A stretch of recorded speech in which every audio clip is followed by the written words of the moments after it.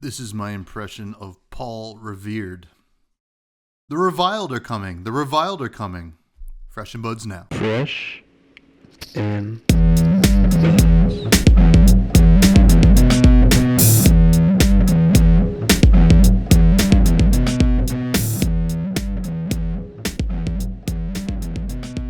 All right, folks, welcome back to yet another episode of Fresh and Buds. I'm your host, Tommy Fresh, and you are all my buds, and we welcome back this week Kevin Smurph Murphy. How you doing, my friend? Welcome back to the show. I'm good. Thank you for having me back. I appreciate it. This week is exciting. I'm excited right now because we're also about 12 hours from my spoiler card dropping. So yeah. Yeah. And by the time you're listening, it Yes. will have already dropped. And wow, what a card it was. I don't know what it is. Accidentally seen it already, even when we're recording this. Oh, It well, might have been leaked. I tell you what, I said it last week when Lupine was on the show. I didn't even look at any of the leaks.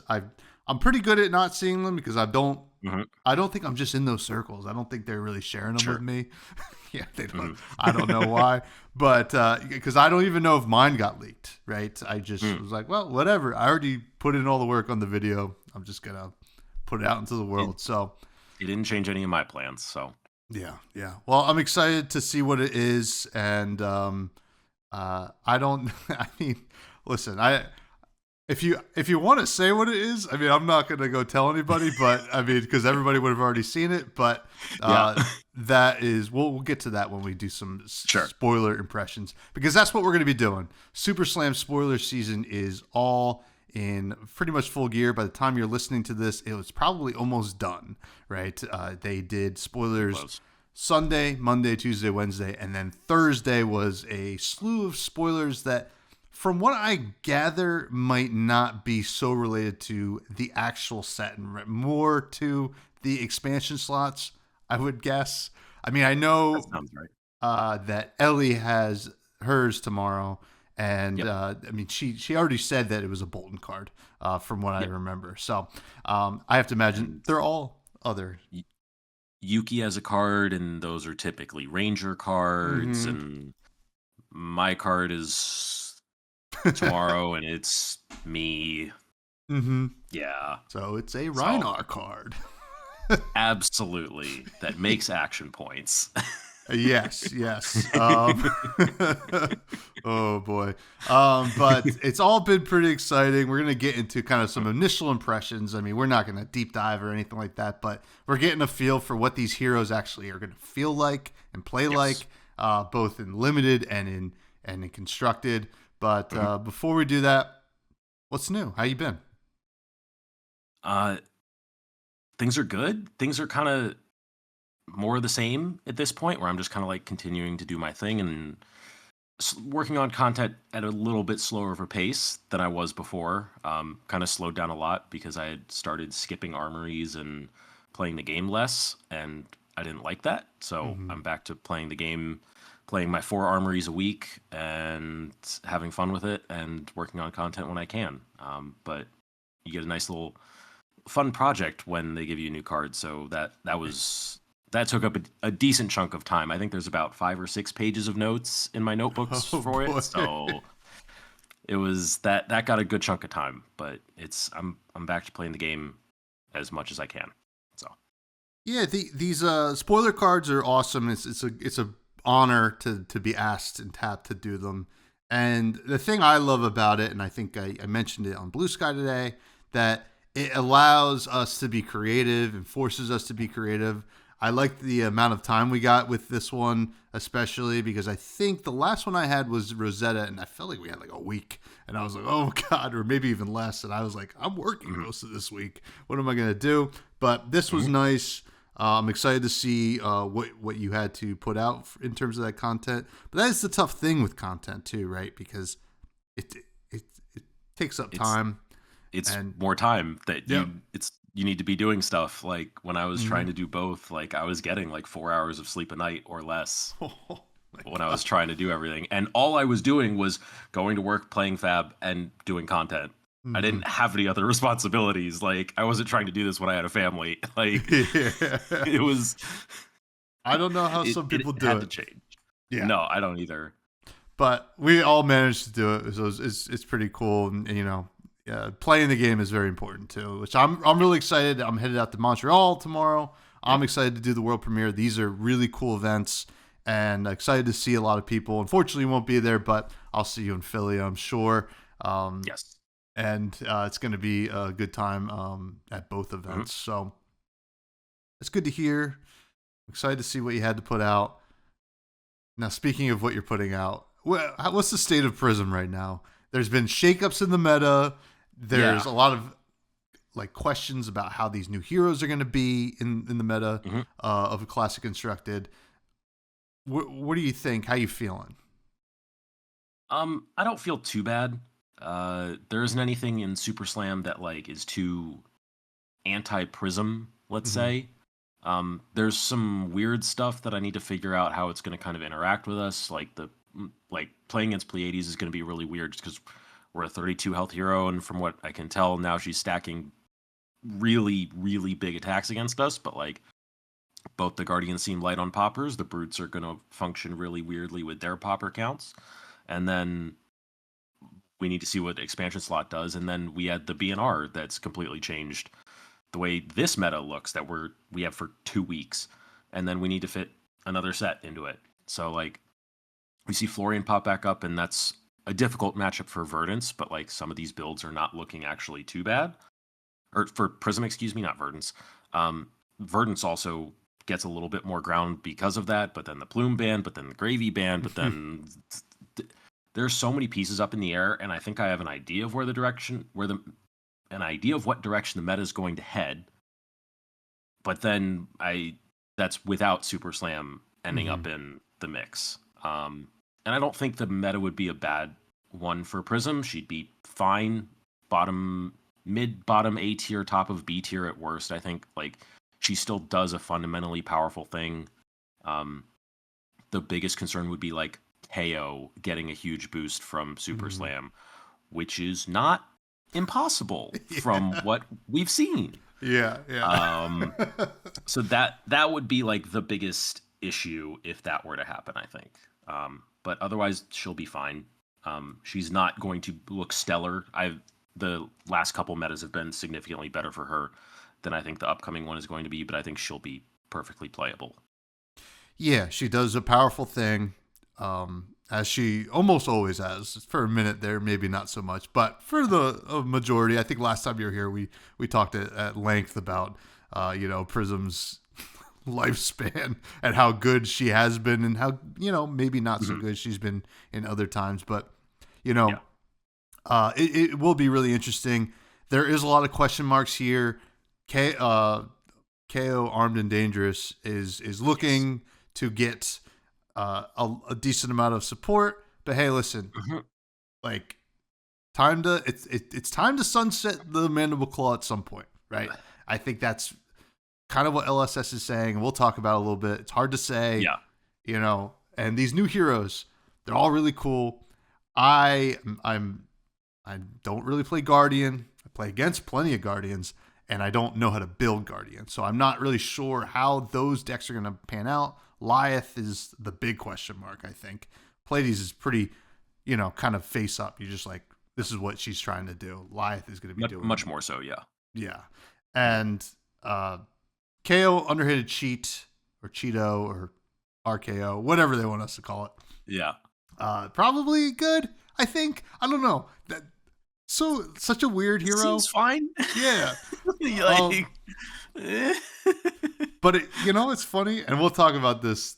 I mean, like I'm just gonna bring it up now because we're already talking about it. But I looking at all these spoilers coming in, I keep forgetting how the other heroes get cheered and booed outside of Tough Nut, because I've been like laser focused on that hero, and he's got like the easiest. I mean, in my opinion, I think the easiest way to just get cheered. Sure. If you look at deck building, Yeah, for sure. So very interesting. Excited to see, what our thoughts are and how it affects a hero like Prism, because Prism can, be a big chess piece in a meta. Yes. No doubt. So now, speaking of other metas and other formats, Worlds is coming up. We mentioned Philadelphia. Living Legends is going to be a pretty focused format that weekend. It's one of the formats for Worlds. It is the calling that same weekend, which I'm like, I gotta figure it out, and I'm excited to. There's a little bit of hope that over the weekend in Chicago, the Riptide top 8'd both the Classic Constructed and the LL event with the same 80. I haven't looked at the 80. I haven't looked at the 80. I don't know what's going on there. I mean, it's like I don't. Min-max, awesome, Peter, I love you. Do we gotta start taking the integrity of that event into question? No, I'm kidding. But no, that's really exciting. I'm really curious. I haven't been so busy ever since that weekend that I haven't even looked at any of those deck lists. So it's all interesting. What are your thoughts on the LL format? I think I've talked about this a little bit before on Pit Against. I wish there was we had a little bit better idea of what their direction is for the format, because it feels a little top heavy at the moment with Briar, Ira, Dio as the three decks that really catch my attention, or you have to be aware of. And then there's a handful of other players a step down, but those seem like the big three at the moment, and they all kind of fit into the same shell of just aggro soup. And a lot of the LL games can feel like they're just kind of non-games at the moment because of those three heroes, where it's just Dio finds 2 items on turn 0 and then High Octanes the next turn and just 48s you. And you're just oh, okay.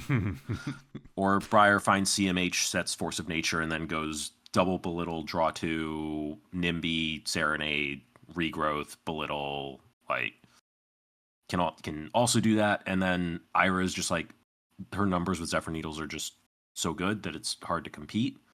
I don't know if we're missing something and they're waiting for us to find it, or if we if something needs to happen. But it's I'm a little surprised that they didn't adjust didn't make more changes to LL in the last BNR than just the Deadwood Dirge on restriction.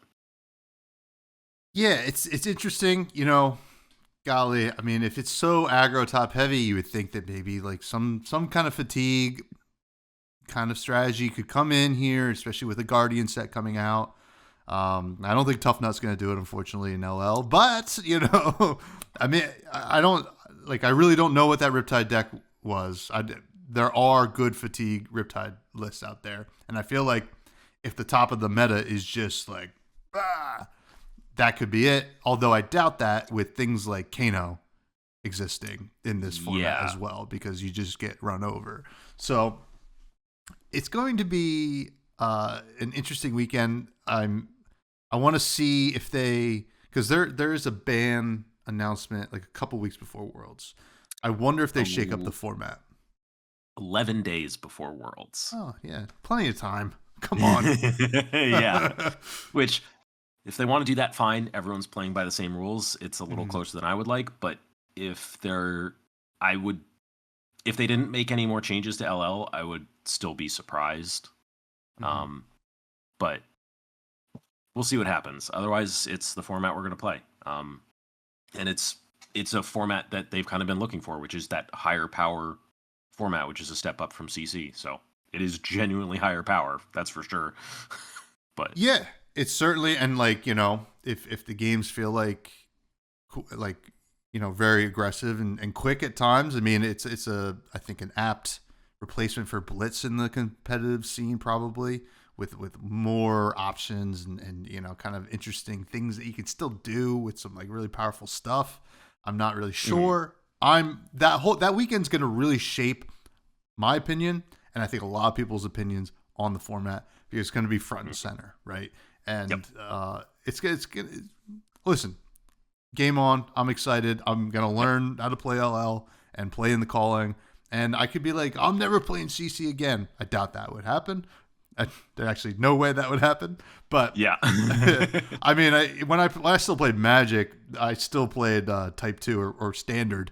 Like, even when everybody was like, oh, Modern's better or Legacy's better. I'm like, well, I want to play with like a more limited card set or whatever. So I'm not sure. Yeah. But what are your plans for the rest of the year in terms of content and playing? Obviously, we know you're going to be competing in Philly. Mm-hmm. Yeah.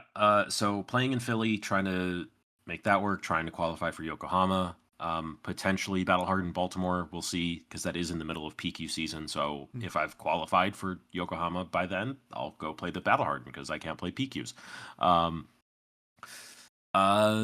Content isn't going to be like anything too crazy. I have a couple ideas for videos that I do want to work on and see if I can get those going. 2 of them are kind of bigger ideas, and one that I've been working on for a while and kind of has kind of been backburnered.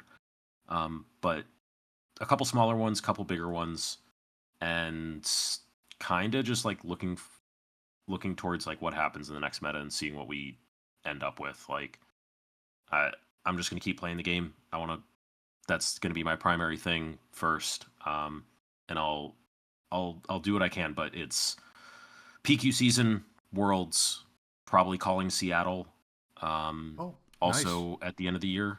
And then I don't know if there's anything in January off the top of my head that I would start prepping for, but it's just, I don't feel like I'm prepping for any particular event at this point. I'm just always trying to play and get better. So Yeah. it's just, that's just what's next.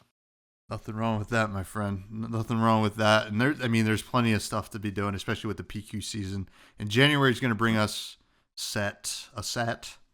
And then we're also going to learn what Silver Age is, I think, maybe, or that's just like 2026 at some point. Mm-hmm. So there's plenty of stuff going on in Flesh and Blood. Yeah. They're making sure of it. Now, before we get to Super Slam, this is the actual final goodbye to Heavy Seas or High Seas.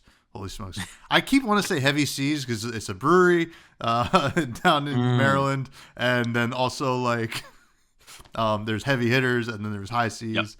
Yep. But I never say high hitters. So I don't know what's wrong with me. But maybe at some point. Now it's like going to be a bug in my brain. So this is the official last fresh phase of High Seas. Mm-hmm. Before I do the set review next week of the Super Slam, and after I got my hands on the cards, which should be really exciting. Kevin, who is your favorite High Seas hero? I think it is Gravy Bones of the 3, just because I like the non-linear games and all that stuff where you break the math, and it's face up that you are breaking the math in a way. I do enjoy those playstyles. I haven't played any of the 3 a ton, although we've been messing around with Marlin a bit, and then that with Cannon is also just a ton of fun. But Gravy Bones, if I was going to play a deck long term, it would be that for sure. Makes sense. I mean, there is a certain kind of kinship with Necromancer and Illusionist, just like star-crossed lovers, or in terms of gameplay. So that makes sense to me. Now, we didn't have a lot of weapons. Actually, we had a decent amount of weapons. I don't know what I'm saying. There was like 5, yeah. There was 5. I always forget we got 2 each. What was your favorite weapon? I think it was Compass, just because it adds complexity to your game plans, to your turn cycles. And the thing that really got me is I think we had just started drafting the set, and we'd had just a couple, one gravy deck that was mostly boats, and we just had a turn cycle where we looked at the top and we saw there was a blue, and we had a bark with a blue in hand, and I was just like, what if we just made an entire draft deck around that? Just abuse Compass and the top of the deck information and just play 2-card 9s all the time. And then my buddy took that the next night and drafted it and 3-0'd with it, just immediately. And I'm like, okay, that's pretty sick. Using Compass, when you use it, what you do with that information, just that complexity is just, that's what I love that so much. So Yeah, it was such a cool feeling the first time I played with it. I think it was at pre-release, and just being like, even just like I just loved it defensively because as soon as an attack, as soon as information was presented to me, I would say, "Let me take a look at the top card," and then I can make a better decision going forward for this turn cycle. I was just like, this feels so good. Obviously, like decks like Dio could do that, but all the time. But it was nice to do it with a deck like Gravy Bones. So that's a good answer. What was your favorite equipment?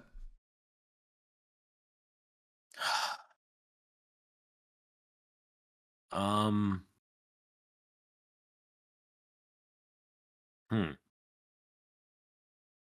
I think it's probably God, that's a weird one because like they all like do just like different little things Mm-hmm. that are all really good. I think it might be like unicycle just because you get really funky turns out of Mm-hmm. that with your sequencing, and then that's going to just be even more true with backspin thrust in the deck. Like for Puffin, like that knowing when to use that is like really big. But then it's like there's so many in there where it's like I love what that thing does for the deck. Where it's like Dead Threads is obviously insane and probably shouldn't.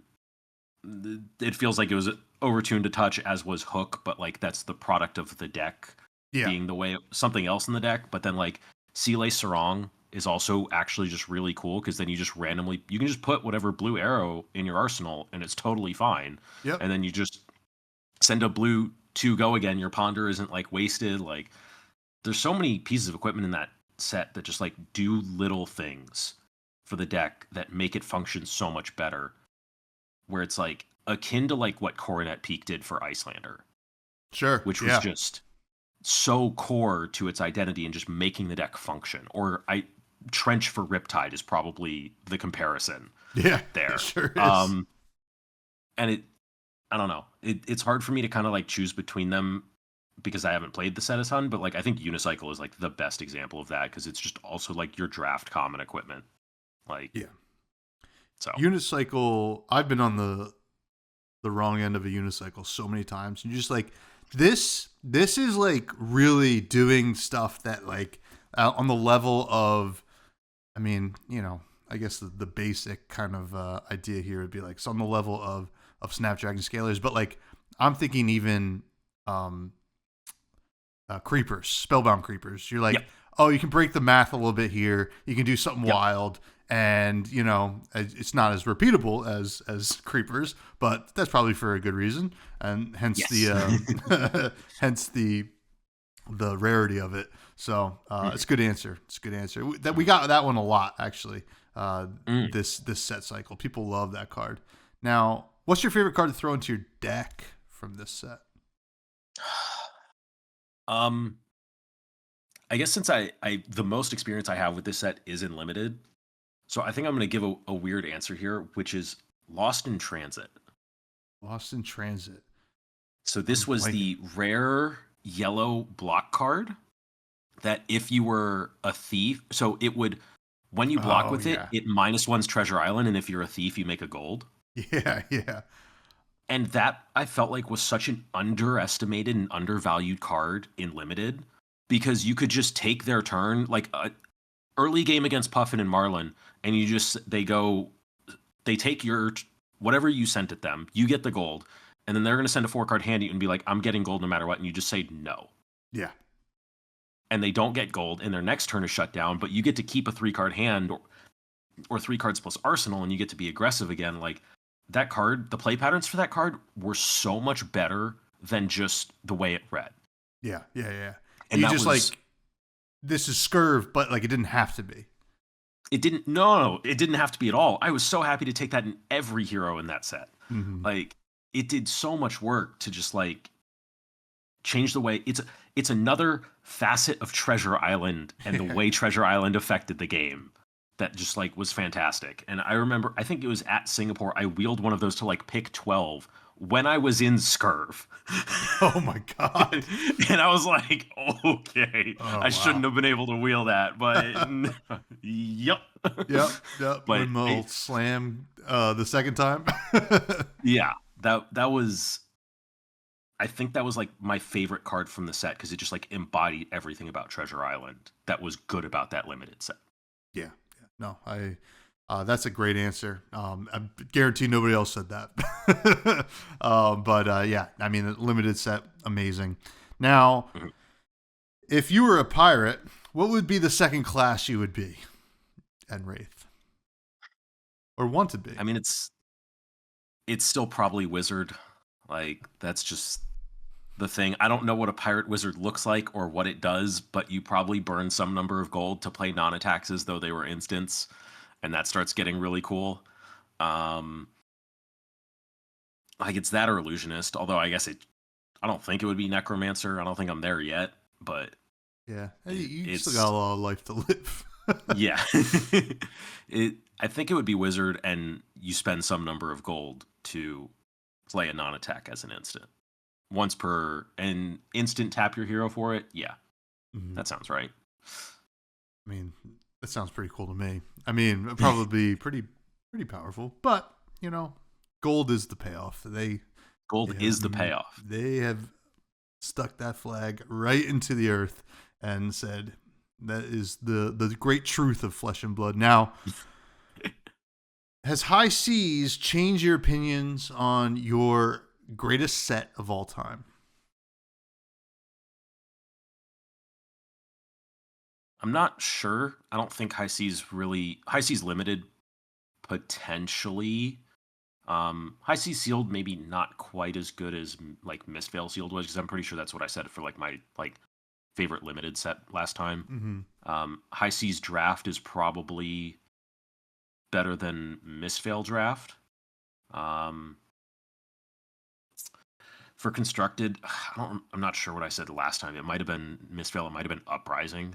Okay. Uprising is still just like such a good set for constructed in this game. I don't think High Seas replaces it just because of the disparity between Gravy Bones and the other two heroes in the set. But that being said, all three of the heroes in High Seas were really interested in constructed. Whereas most sets don't. I look at all three heroes and I'm like, yeah, I could spend some time playing that deck, and have for almost for all three of them at some point. Puffin probably the least, but I don't think High Seas has quite replaced Uprising in terms of constructed for me, but Fair. It's close and limited. Yeah, I mean the draft is great, and you know the clear power level differences of the heroes is kind of hard to give it to constructed or even the meta that came after, because you're just like, well, it's gravy, and yeah, maybe some puffins here and there, but Marlin, unfortunately, is still a few cards away, right? I think maybe even a new weapon. I mean, I think that the Hammerhead's awesome, but maybe something a little bit different would be interesting. But maybe a 1-cost cannon. Yeah, come on, give us a 1-cost cannon. That could cost curve pretty nicely with those 2-cost harpoons. I agree. Just even like a +1, it doesn't even load. It doesn't load. It's just like it just is a cannon. Yeah, you activate it and send the +1 on the thing, so you're getting a nice breakpoint on those 6 attacks, and you know, but that's up to LSS. Yeah. Another thing up to LSS is spoiler season, and it was a busy week of spoilers. Mine debuted. Thank you to everybody who watched. It was a lot of fun to make. And my card was interesting. It makes a lot more sense to me now that I'm looking at the rest of the set. I'm like, okay, this is you know, for those who don't know, my spoiler was Smash with Big Rock, you know, in the great line of other cards like Smash with Big Tree. We're smashing with big things, I'll tell you that. And it is a yellow, super rare, 2-cost, 6 attack, brute attack action, 0 block, not no block, 0 block, and it says that defense can't be cards defending it can't have defense go up or whatever. I forget what the actual wording is. It just can't. The defense can't change. I should know. I was more focused on creating a big cardboard rock for the video, but Fair. makes a lot of sense for what this set is doing in limited for sure. Now, let's get into it. Tough Nut was kind of Liath was the first. We'll start with Liath. Yeah. Liath was the first day. That was Sunday. And we got a real good look at what Liath's trying to do and kind of what Reviled is trying to do as well. Yes. What were your thoughts on Liath come the end of Sunday? I think we saw a lot of why. I mean, I think this is going to be true for a couple of these heroes. I think we saw a lot of why Talk a Big Game was banned. Yep. And I think I saw kind of how they're trying to get around the 5 intellect and hero ability having the stats problem. There's a decent number of buffs. There's a decent number of intimidates. There's a decent number of alternate ways that he's interacting with his opponent. And I'm looking at stuff like truth or trickery, or leave them hanging. As well as like there's some clash stuff, which is interesting because I wouldn't pick him as a clash centric deck. Yeah. Which I guess that might be, I might just be thinking of a Reviled card, Overturn the Results. That's just Reviled. But we kind of have a better picture of like how he's going to do it, which both the Guardians end up being kind of front pumps based, in a way. And like the Reviled stuff, you can make a bunch of might tokens through all of that, and he's very happy to be doing that. He's very happy to have like 1-cost pumps and stuff like that. It feels like Reviled Guardian. Yeah, certainly does. I think, when I saw him, I was worried. And listen, 5 intellect is still a lot. We're looking at this within the scale of just what we've seen. Now, somebody's going to brew something with the Guardian card pool that is going to be pretty wild. But the most interesting thing to me that stood out about Liath was the access to Intimidate. Now, we knew, excuse me, bully tactics was going to exist for him, right? Yeah. But that also just seems to be kind of what Reviled wants to do. It's kind of moving away from like a Rhinar thing. Now, I think thematically it's going to make a lot of sense for Reviled to intimidate the opponent. That's kind of what a dirty player does, right? Like a dirty fighter. And, it's like a rule shark or something like that, whatever. Yeah. But I think that maybe we'll see with those, bully tactics is a card that I keep looking at. You're like, well, with 5 cards in hand, you can intimidate them like out of their whole hand easily, right? So it seems like that's what he wants to do to a certain extent, as well as, kind of having access to some suspense as well. Yeah, I don't know, like, how I'm so interested to play with this hero in limited because it's going to be really well. Actually, I don't want to play with him. I want to play against it because I want to watch other people have to figure this out. And sure. I'm just gonna attack with 6 attack Tough Nut cards, but it's interesting. Now, yeah, are there any standout cards here for you outside of like things like bully tactics? I think it is leave them hanging. Mm-hmm. Instant speed intimidate on either side of the turn cycle is extremely powerful. Mm-hmm. And then you still get +4 out of it. So like, even though this is a 2-card play, it's also a 3-block instant. So you're not committed to finding a spot for it, especially if you have multiple of them in your hand.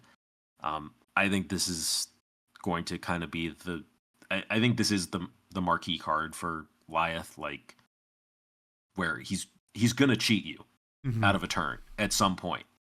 I think some people have already compared it to Arclight Sentinel, where you go for some 2-card play and like something pops at the beginning of your action phase. Liath plays this, intimidates one of the cards, and you just have to pass because you can't do your 2-card play anymore. So like I think that's really like the big card, and I think there's a reason it's a majestic, and he only gets 3 of them, and it's interesting that it comes with suspense for that, rather than just break at the start of your next turn +4. But no, that's like the power card to me so far, is that plus just making things difficult to block and pumping numbers up beyond what it is. Where I think it's mostly in the reviled stuff where he's going to be making his might tokens, and getting some of his buffs. But from his card specifically, like that's the big one. Yeah, it seems like, luckily it doesn't seem like there's going to be a lot of going wide, which like would have been a really, I think toxic thing for this hero to do. But, looking at the reviled stuff, I mean, it's really going to fill out, I think, the limited environment, but there's going to be some stuff that sees played, right? Like I think Mocking Blow, you look at that, like a 0 cost 5, could be pretty good. Yep. And then just kind of looking at him, I think that him having a pretty easy access to being booed is nice, right? I mean, we're going to see that with Tough Nut as well, right? Just having access to it on your hero card is probably a nice little value engine. Yeah, exactly. So like you're going to want to be doing that almost every turn probably, and you're going to have the resources to do it. How do you think this is? Do you think this is going to be a powerful deck in Constructed, or is it just another Guardian deck that we can't really rely on to be top of the meta since things like Oldham? I think I want to see a little bit more of the reviled card pool, to see how often how many more buff, like how many, because those are the attack action cards that are designed for him. Whereas you can run Blue Snatch or whatever, but those are the cards that are designed for him. And if he has enough of those to kind of fill out the core of his deck, then I think he'll be fine. I think they've probably erred on the side of caution when it comes to the 5 intellect hero, because they're giving him Intimidate because of 5 intellect. The text of power and block of cards you control being halved, I think, is outweighing the strength of the cards they've given him, but not by much, because some of these cards are a little funky in the way they work. And I guess the big question becomes, like, how well can he use the Guardian cards that we've seen? Which we haven't seen a lot, right? I mean, we saw a couple today that were really interesting. Yeah, maybe they're not up on Fabric yet. They're not. So they were revealed. It's the 2 tower cards. Oh, yes. If he can reliably get to those, then I think this starts becoming a really, really spooky deck. And I guess some people have talked about Little Bigfoot from Mastery Pack Guardian as well, which is his battalion bark. Oh yeah. But I think he'll be fine, and I think he won't be. At the moment, I'm not seeing how the 5 intellect is overcoming the downside they've given him. Yeah. I feel a little bit better now that I'm seeing the card pool, because I was worried, right? I think it's just natural to kind of worry about this. But yeah, the 2 tower cards, I mean, I think if any Guardian can get to that tower, it's going to be a really, really, really strong strong card, because we have one that says, this is cut a long story short, if this has power greater than its base, it gets +1, but also its tower is, if this has 13 or more attack, it gets, when this hits a hero, they discard their hand, right? I mean, you're attacking for 13 or more already, so like, you're already in trouble, but if you give it Dominate somehow or something like that, you're just, like, what do you even do? And then No Tall Tales, It's the same text, except this says on the tower, it says, when this hits a hero, cards they own lose and can't go again during their next action phase. So, Yes. that was good. Yeah. I mean, a little bit more Yeah, situational.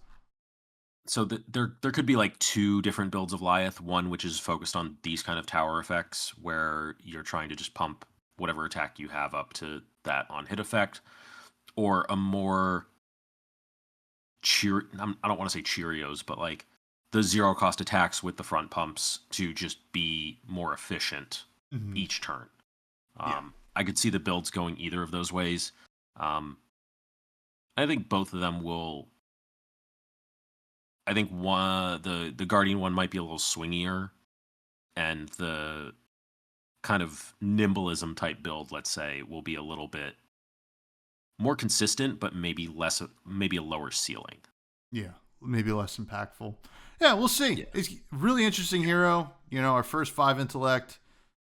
Mm-hmm. Let's talk about our first 3 intellect. Tough Nut. I'm in love with this hero. I think this hero is so cool, right? I was never big into Data Doll, but like I always appreciated like the deck building challenge and Tough Nut. I mean, he has a challenge, with only 3 intellect, but being able to pitch the top deck card of your deck, and if it has 6 or more, crowd cheers you. You get your toughness token, so you're going to be able to block tall. Initial impression here is Tough Nut is going to have a tough time against some go wide decks. I'm really interested to see how Tough Nut can handle it. I hope he can. He's just a cool guy. But what are your thoughts on Tough Nut? I think it's really important what weapon you give him. And I think that just like defines everything about the deck, because you have to be able to play your 0 card hands. Yeah. And your 0 card hands have to do something. 0 card meaning you had to block with 3 cards and just pitch the top card of your deck and still get something out of it. Because if you don't, you just like the deck isn't going to function, and it's not going to be able to keep up with anything. So I'm curious. What I kind of want to throw this one back to you. What weapon do you think Tough Nut should be running? So, I think there's a lot. Like, obviously, you look at Rock, right? Because this is the easiest time we've ever had to like swing Rock, right? Yeah. We got 1 blue 6 so far from the set for him specifically. Wind up the crowd, and we already had Wrecker Romp, so you can run these blues. You have some vigor generation with the revered card pool here, so that your yellows can still convert. You can play obviously Spring Tunic, so you kind of have that backup. It becomes tough, right? It's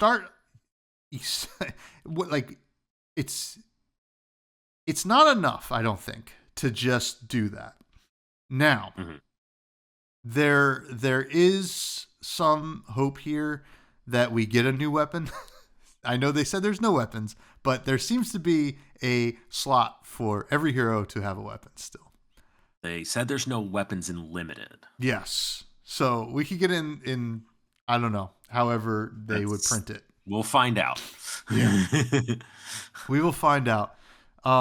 That would be a big tell. Now, also, the gem pack has been announced to have a reprint of Rock in it. So that's certainly they made this hero that can play Rock, right? So they're just being a little cheeky with it. Yeah. It's a beloved weapon that never really had its due, and you can just play 60 blues and just block a lot and go crazy. Swing Rock. Swing Rock. I think the puzzle here is a little bit more complex than our dear Tough Nuts proclivities may kind of tell us. Bumbling Hulkster. I don't think I don't think Tough Nut's bumbling as much as we think, right? I think that there is probably something really cool that we can be doing here. Mhm. The blocking tall is really good, right? It's the go wide stuff. You got to figure that out. And I think if you can figure out a plan into the go wide, or you just wait for a meta that is kind to Tough Nut, I think you can really do some damage, right? This is a deck that could just run a meta, right? Like, or just like be the surprise, show up to the tournament, right? Everybody's kind of like going tall, sending big stuff, and then Tough Nut's like, actually, you're not doing that anymore. I'm gonna win, but we got to see if there's a way to go wide or like send like serious damage with Tough Nut, which I think you can do. Jaws of Victory is a card that I'm looking at here. This is a red super that costs 2 and attacks for 6. This is a revered brute action, blocks 3, and then when this attacks a hero, if you have less health than them, the crowd cheers you. You get your toughness token, and if you've been cheered this turn, this gets go again. So, I think this is a blocking go again 6, which we have not really gotten in brute. Outside of Dread Screamer, obviously. Sure. Yeah. But this is a lot less downside to Dread Screamer, right? You're gonna get you can easily get the. This is just on plan. Yeah, this just fits in the deck. Yeah, like, you want to get cheered anyway. You can just get cheered by pitching the top card of your deck. Now, you asked about weapon. You said rock. I was saying rock. You could probably just honestly, there's probably a yellow heavy build of this deck where you have the Romping Club backup plan, and I think that might be the play. I'm not sure, so I don't know. What are some other standouts for you? That was a thought for me. Is like, does Romping Club just do it because then you get to put all the 6s in your deck? You can go just like Wild Ride into on average flip the top. You can go Jaws of Victory into flip the top. Mm-hmm. Your turns just seem to get just like that little bit better. If you're consistently getting the Tough Nut ability, and then if you're getting cheered at that point, like you get at any point, you can make multiple toughness tokens on a turn. But like if you can get the discard stuff also going to get Romping Club just to be a 5, like that's still a very respectable turn cycle. But he does definitely seem like a sort of block 2, send 2. Yeah. Is what he wants to be leaning on based on the revered brute cards. He has like some weird spots that he can get vigor tokens to like try and make a turn free or something like that. Tunic probably feels somewhat necessary to fix some of these turns. But at the same time, you could get some really high roll turns with Sash probably. Oh, yeah. Yeah. You could have some silly turns with Sash, I bet. I think Song of Sinew is a really interesting card for him in that yellow heavy build. Guarantee setting the top of your deck is very good in this hero, it turns out. Mm-hmm. Especially if you also pair it with a Wild Ride that has like a guaranteed top card discard into a Tough Nut ability to swing Romping Club or something like that. That seems like a very good turn cycle. So, the more I thought about it, the more I was curious about like a yellow heavy build that always had 6s and better blocking capabilities and better ability to convert its hands. But I worry that it's not going to escape the Tunic problem. Yeah. The Tunic problem might be tough. I mean, I'm wondering, if there's going to be some kind of opt effect that we have not seen, right?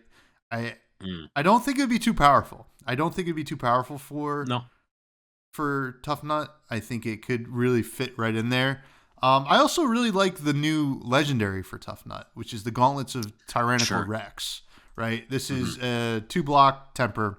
and it has action, pay 1 and tap it. Your next attack this turn gets +1. Activate this only if there's a card with 6 or more in your pitch zone. Go again. It's what you want to do anyway. And let's say you flip the blue, right?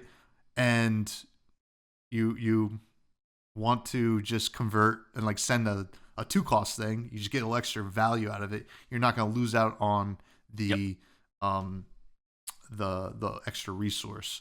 So yeah, I don't know.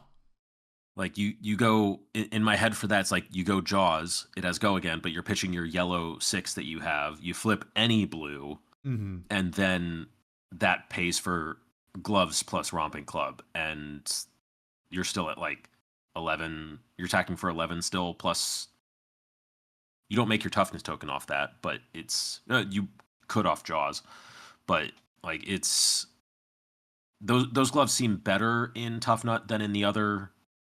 In the other brutes. KO Armed and Dangerous might be able to use them, but that definitely seems like the best gloves for Tough Nut, because also he doesn't necessarily get the best choices in blocking for which cards if we're looking at Apex Bonebreaker. Yeah. And then like to kind of round it out too, there's a lot of really interesting brute cards, but Visit the Boneyard's really interesting with Tough Nut, I think. Right. This is a blue. Weird. It is a weird card. It's a blue instant that says put a card with 6 or more from your graveyard on top of your deck, create a vigor token. Right? You're setting up the top of the deck, which is important. You can discard the new wind up or whatever, wind up the crowd, which is discard this, create a toughness and a vigor token, and then you can throw a red on top, right? And then you're sending, because you're gonna get the 2 vigors, and then you can even just like, I don't know, you can bring the wind up the crowd back, and then all of a sudden you have on that turn, you're gonna have 5 resources and like 2 cards if you or 3 cards if you have the arsenal. So some setup. There's some powerful stuff, but yeah, I think the way I'm looking at Visit the Boneyard is more often it's trying to set the blue 6 back on top of the deck. Yeah, and I want to go that route less than the red, just because like if I have to spend an entire card doing this, to put a card on top of my deck, which means I get to just guarantee that this card is the blue or what I need for Tough Nut ability. Yeah. Like I think that's the way I want to be using this card. Sure. But limited, you're going to get to recycle whatever threat you want into your deck, and that could be super relevant. So. Oh yeah, I think I'm windmill slamming Visit the Boneyard. That card's gonna be pretty good. I have to imagine, right? But let's move on to who's next. KO. Not as good as Armed and Dangerous, but maybe is. How does this hero look to you? A bunch of these heroes just look like they have Runeblade play patterns of you need your 2 things. And I'm not sure KO's weird because you can like sliding scale how often you want to be doing your thing. Whereas like a Runeblade always has to do their thing, basically. Yeah. But like KO can just run brute cards. Like there's nothing stopping him from just running all the brute cards. So he could just have very few of his like actual ability in his deck, and he could just run his like reviled brute cards. Like Big Bully seems like a very good card. And then Outsider Interference is just so cool. It's so insane. Oh yeah. I mean, like that's just such a nuts card. Yeah. I mean, the inventory stuff is interesting, and man, I don't know. There's some powerful stuff here, right? And the blue, it's going to be a blue heavy deck, no doubt. I mean, that's what the hero ability is telling you. The ability, yes, it will become more blue heavy. Yeah.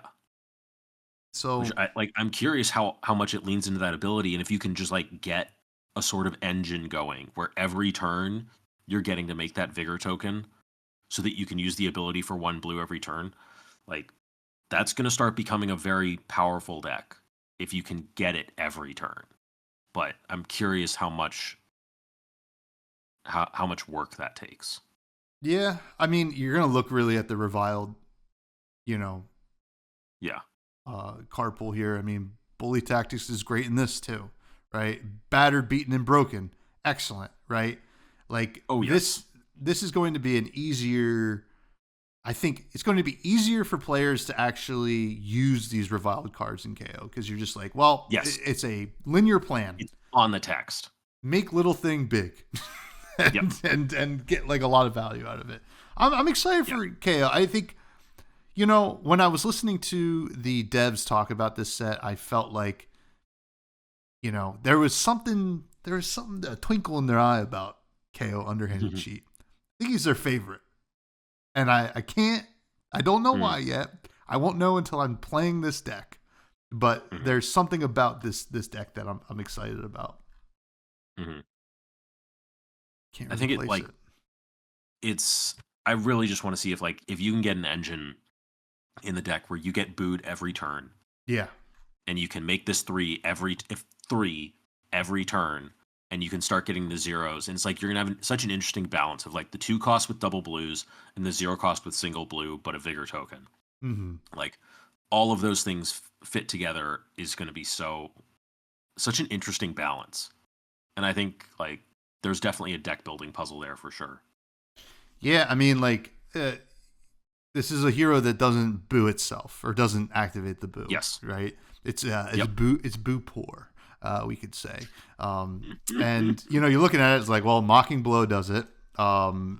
The Cheater's Charm does it. Big Bully does it. So like you're gonna have access to it, but like you're gonna have to play things like Villainous Pose, maybe. And because there's not, I mean, from what we've seen, there's probably definitely more. There's for constructed purposes, because like Turn the Crowd Hateful obviously is going to be useful in limited, but for constructed purposes, you're going to need more boo generators, which is I think the biggest puzzle here. But very linear plan, very cool hero.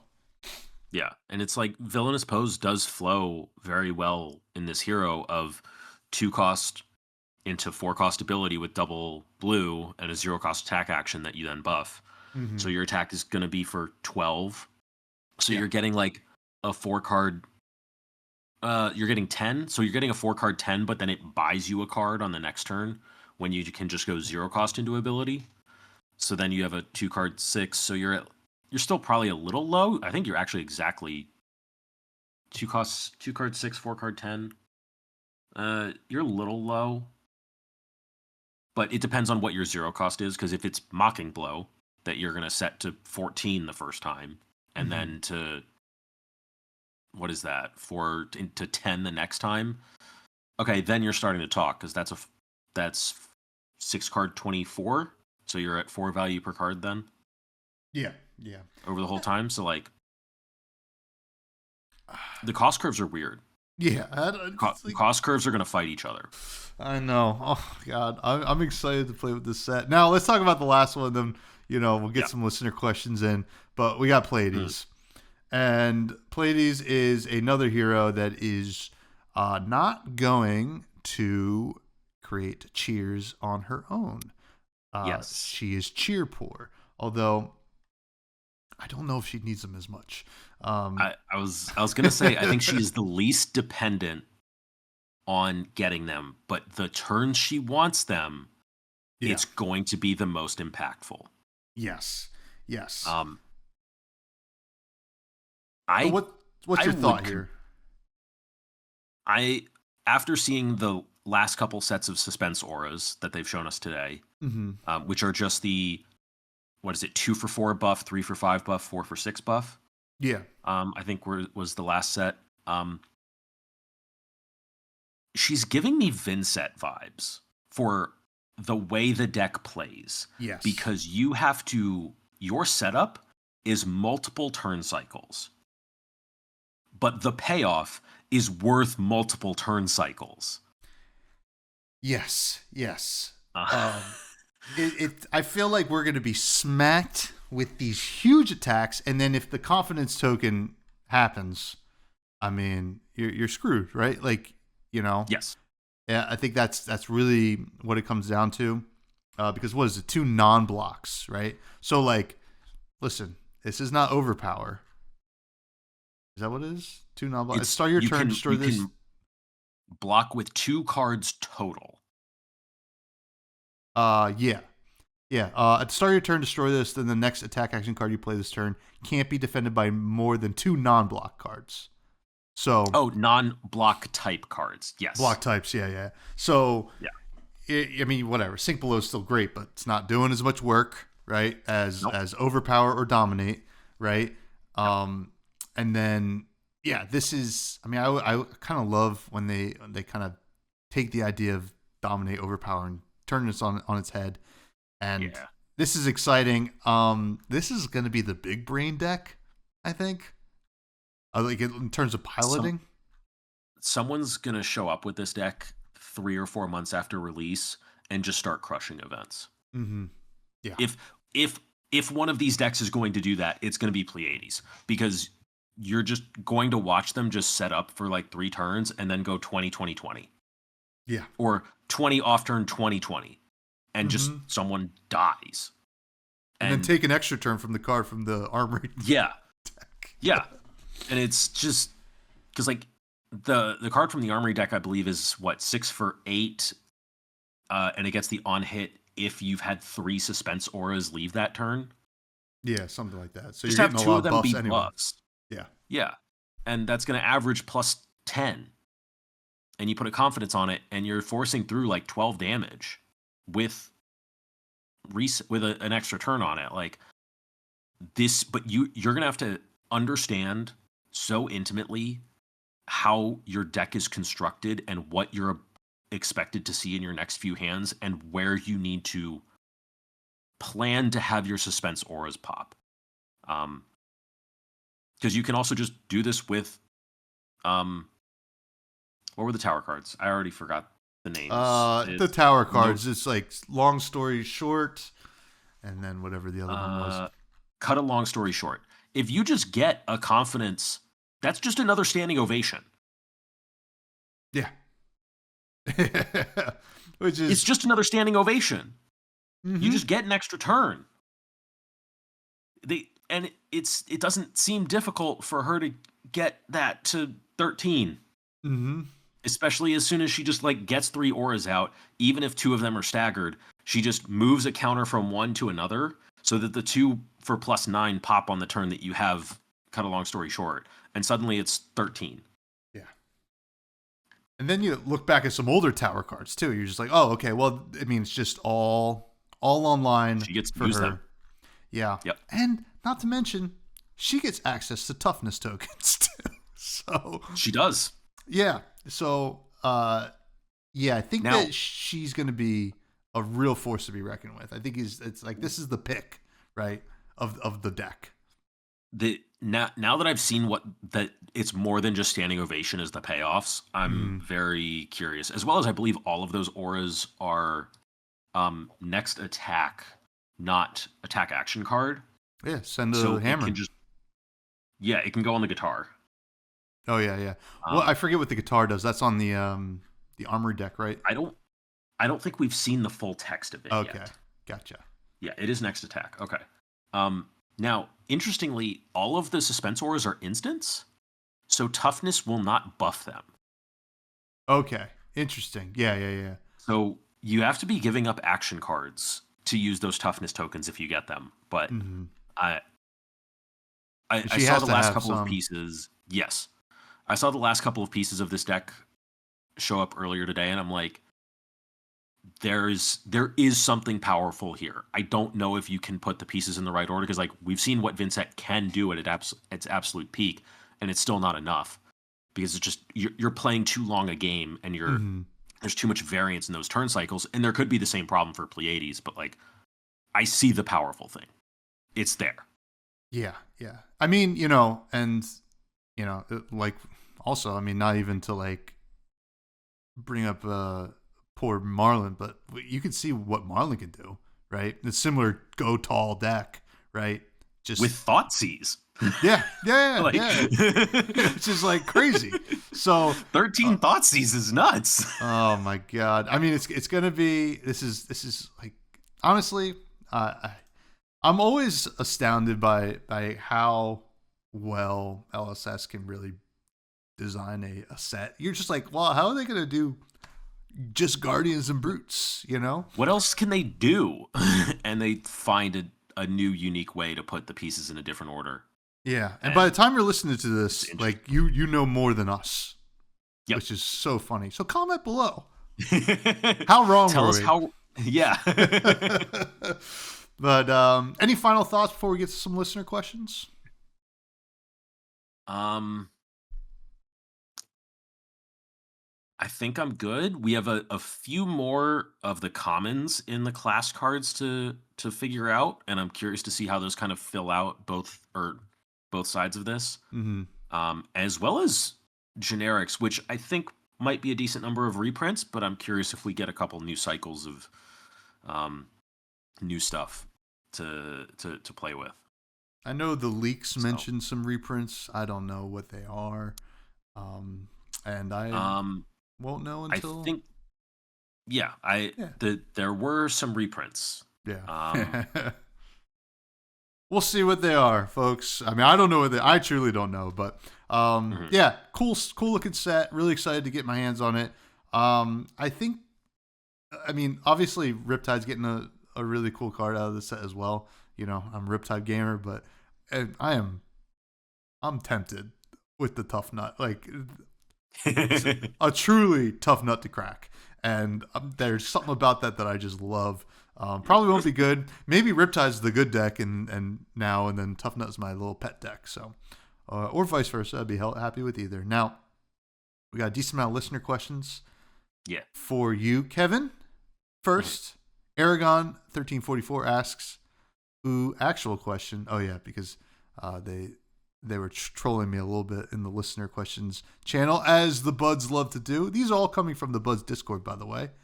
Thoughts on where they could take Brute design space?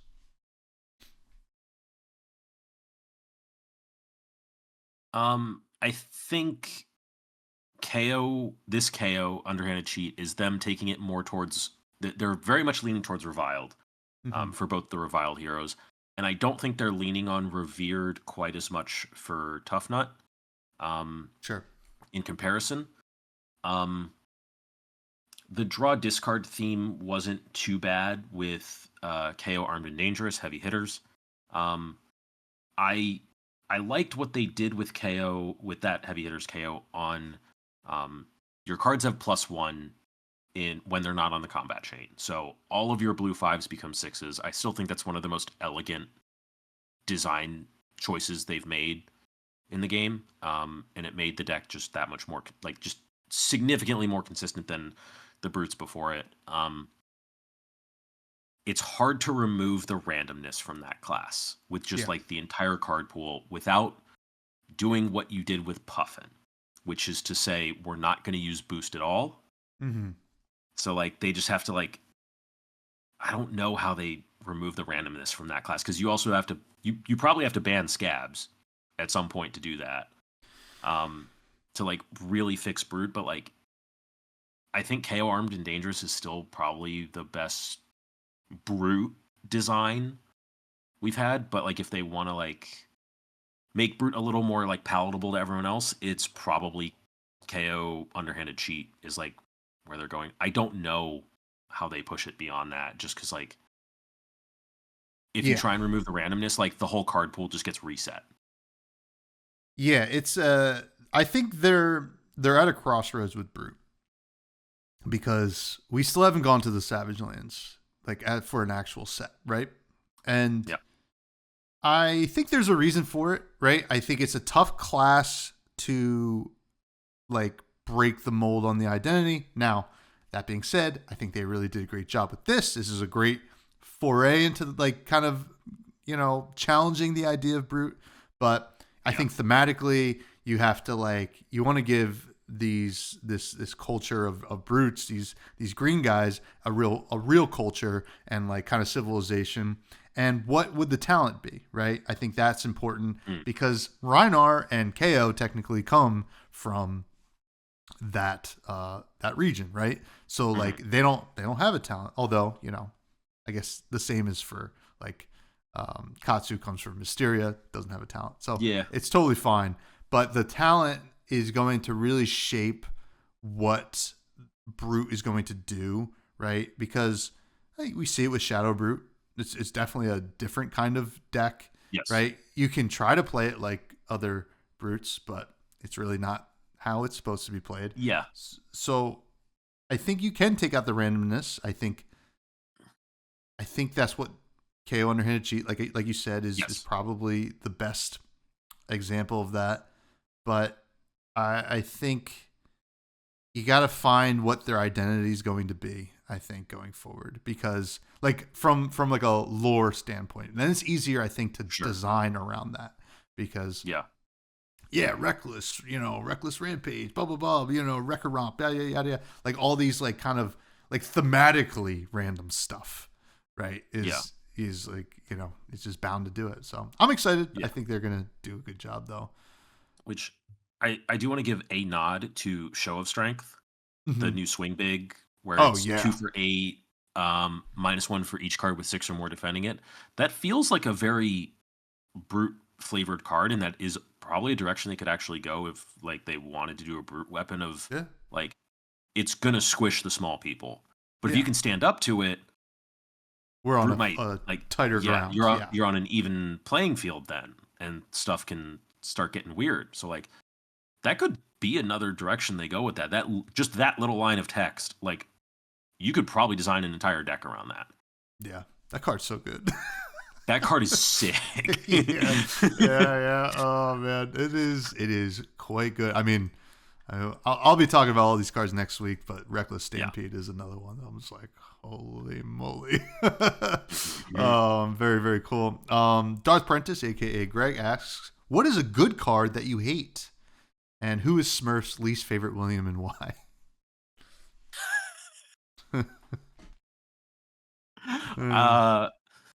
I'm not sure how to answer that second question. That's all right. But it's not Table and Legs. Okay.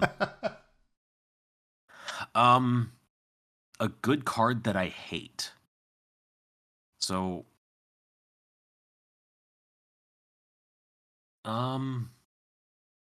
that's weird.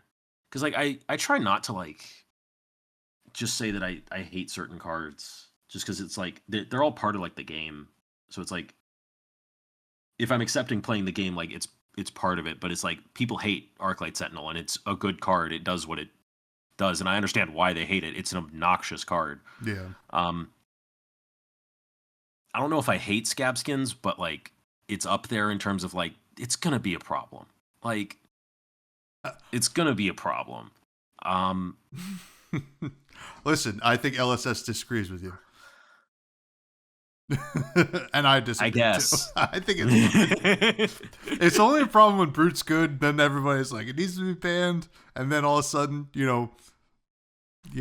Part the Misfell comes out, and it's like people forgot that they were trying to get that card banned. Yeah.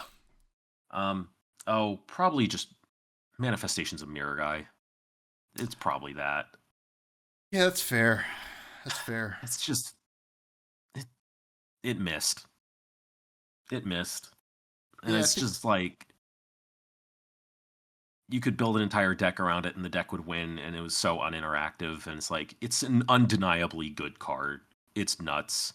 And like we saw it spoiled and we're like, oh, this is like sick. This is a payoff. But you kind of have to work for it because you need to get it. You need to like have a chi for it to be good. And then we saw Traverse like the next night, and we're like, never mind.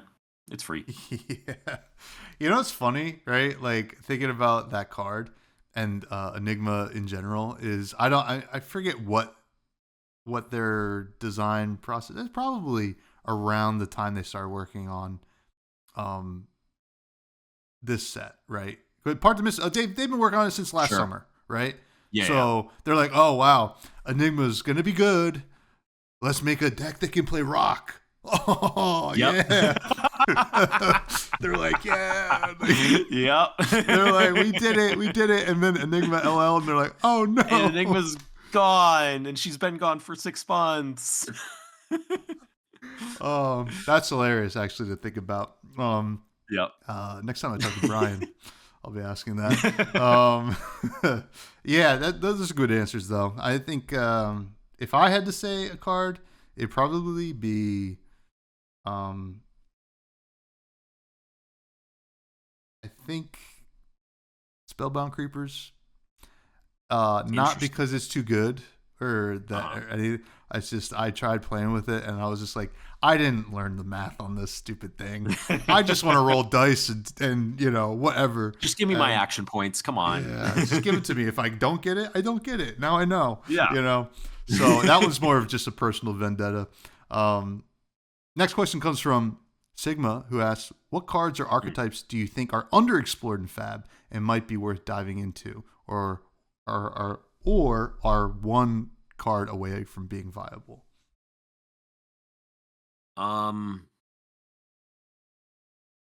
want to see like just a value max deck that's just like use the set 3 hyperdrivers and use that to just be obnoxiously above rate, because your turns where you make hyperdrivers are not like super below rate, especially because swinging Banksy like makes them like significantly more efficient. You're gonna 2-card 7 and carry a resource into the next turn, and then it's like if you can just get 3 of those set and you just get to go like 0 to 60 zipper hit throttle, and you just 3-card 15 them.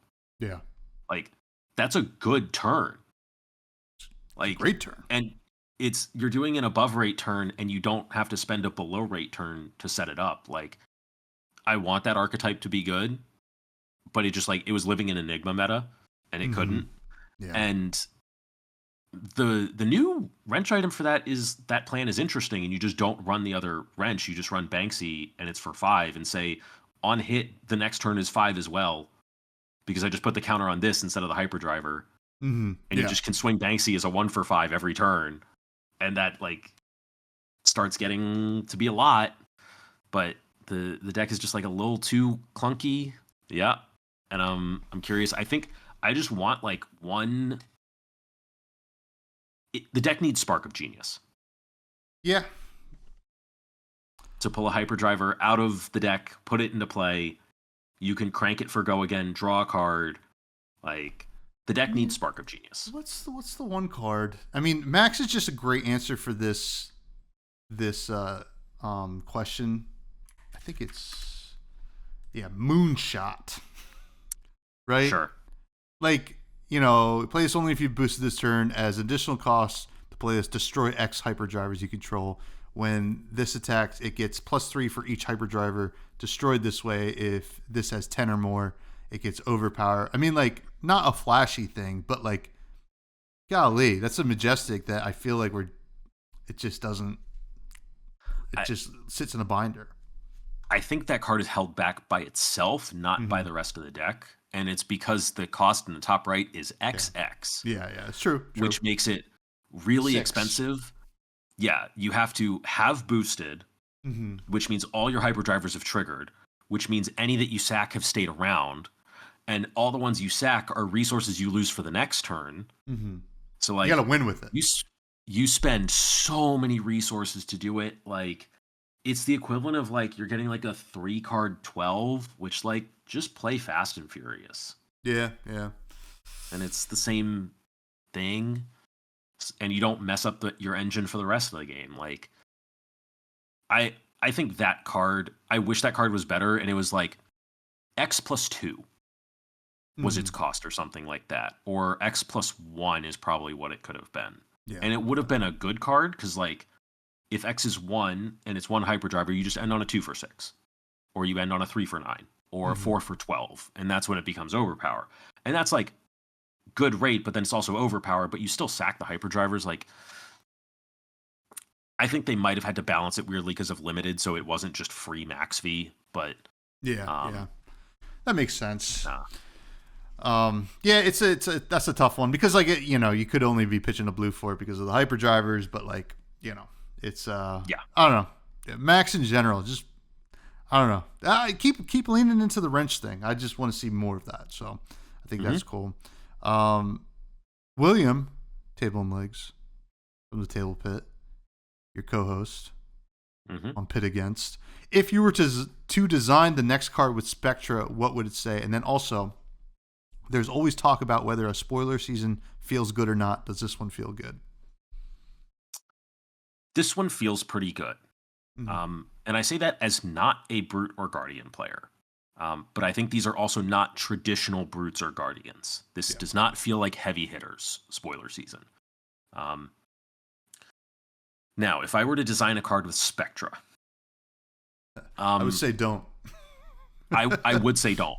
I genuinely would say don't. It would probably be a 4-cost light aura. It would be an instant. It would be in that class. It would not be a 0-cost. That's a mistake. I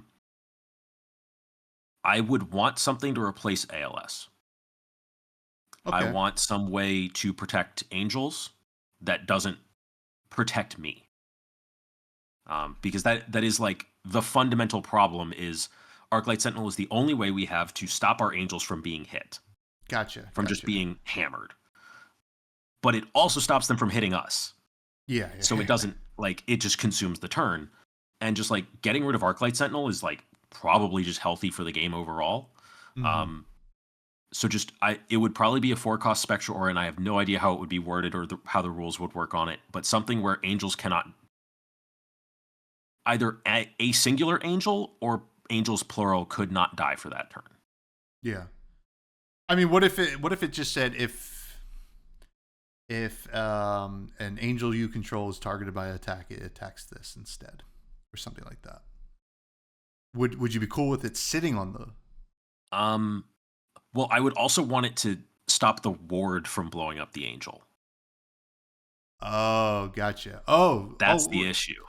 Angels lose ward this turn. Angel allies lose ward for while this is out, and if an attack would target an angel, it targets this instead. That might be it. That might be too... I would be curious if that would be too good. It might have to destroy itself on the next turn cycle or something like that. Yeah, it might only be able to last like 2 turns. Like 1 turn or 2 turns, and I would be okay with that. But like something to replace Arclight Sentinel, because it can be toxic. It creates really uninteractive play patterns. It would remove the possibility for looping, but like if I can just protect angels for a turn, I'm okay with that, because I'll take like I will take different play patterns earlier in the game where I'm not at 3 and just try and pivot from there, where like I have to take an actual pivot at like 15 to 20, and then I work you down with me at that point because I've gotten enough resources on board to play the game, basically. So something like that. Ship it.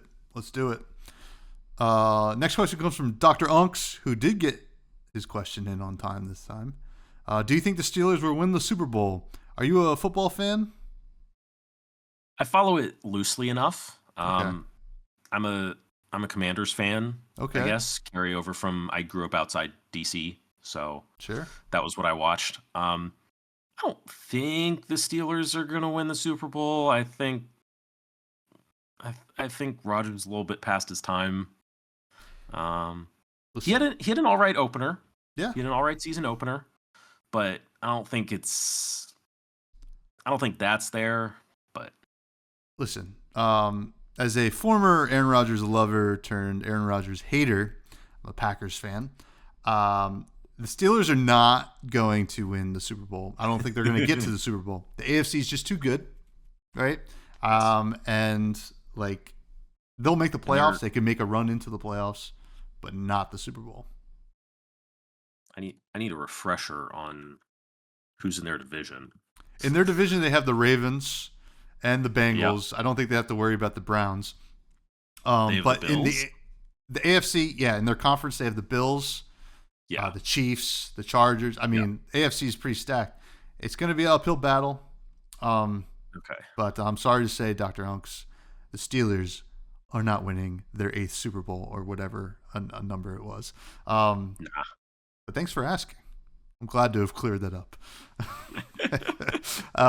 Junior asked, what do you think a taco brute is? I don't know. Is that a talent or a class? I don't know. I was thinking it was more like, let's give him something to taco brute. But that was just kind of what went into my mind. Junior, well, if it's a talent, I think it's going to be a delicious brute because I love tacos. There would be some interesting tokens for that class, I bet. Yeah. They'd come up with something for that. 100%. And finally, Capolo asks, Smurfs versus Meeps. Who would win in this creature battle in the world of Wraith? I mean, I think the only way we're going to end up fighting is if people make us in the deathmatch arena, but I think Smurfs probably have a little bit of edge on the intellect side for that one. So I think Meeps are just, tricksy, I would say. Yeah. Cute, no doubt. But like we're not trying to fight them. We don't need to. Like, we're just going to keep them from stealing our stuff, and we're fine. Just be friends. I think that's cool. Yeah. But it's time to say goodbye. This was a fun episode. Thanks for coming back on, my friend. You are a ton of fun to talk to. Always love coming on Pit Against with you and William, and love when you two come on here. I got to get William back on too. Probably talk about some UPF stuff soon because... Talk to him about Smash Palace. Hey, I know. I got to play it first. I want to play Smash Palace with William. You're coming on. We're going to talk about it. Please plug everything you'd like to plug. Blue Sky. I think my username everywhere is Smurfab, SMURPHFAB. And that's Blue Sky, YouTube, Metafy. YouTube has all of the Prism videos. I think it's 16 videos in the Prism primer now. It's like 8 or 10 hours of how I play Prism, as well as some other stuff. Spoiler card is going to go up 4 hours ago-ish as of the airing of this. So that'll be up there. I have a full written version of that primer over on Metafy. It's about 40 pages, and I'm looking to add another 10 plus in soon, which will all be videos as well for free. Nothing that's on Metafy is paywalled. There's all video versions of all of it on YouTube. And then Blue Sky is where I post all the updates for that stuff. So, as well as every Thursday night. So tonight after this is airing, I will be on Pit Against with William Table and Legs Knuckles, which is a live call-in show. You can give us your hot takes, and we can pull you onto a Discord call, and we get to actually talk about it without a 240 character limit. Yeah. So I've been on multiple times, and I'm always just trying to brew up some stupid hot take. Yellow Sink Below that's now being played in Fang. Hey, I just knew it. I just knew it. I just felt it in my bones. You can all continue to find me on Blue Sky at freshbudspod. If you're watching on the YouTube, give us the old like, comment, subscribe. If you're listening on Spotify or whatever, give us the old rate. My other podcast, Fresh Juice, I just recorded a new episode with my cousin who, is getting used to being a dad, and he's ready to get back into some content creation. That's in the show notes below as well. And then I just want to give a quick shout out to BIOS Update on Blue Sky, who makes great content, but also is running a Trans Lifeline donation. I don't even know what you call it. A fundraiser. Oh yeah, I guess fundraiser. I know. Yeah. I know words. I'll get there. And the community has already raised over $3,000, which is great. I think that they said that they will keep it open through Worlds 2025. So check out BIOS Update on Blue Sky and donate if you can. It's a great cause, and a positive light in a world with a lot of darkness sometimes. So check that out. And finally, food. Kevin, hit me with some food. Like in general, we did my favorite food last time, right? Yeah, I think so. Or I leave it open. Whatever you're like craving, or I would kill for a bowl of ramen right now. Yeah, does sound quite good. That sounds so good. Like, just have that spend about half an hour eating it kind of lazily, and then just go to sleep immediately. Just instantly. Golly. That sounds so good. You're making me so jealous. I still have to pack for Montreal, edit this, and eat dinner. I think I ate some beans right before this, so I need to go make food too. It's not gonna be ramen. Yeah, but unfortunately, because I have all that stuff to do, I can't get to Charmer this week. But I'm sure we'll get to him soon. Everybody, stay fresh.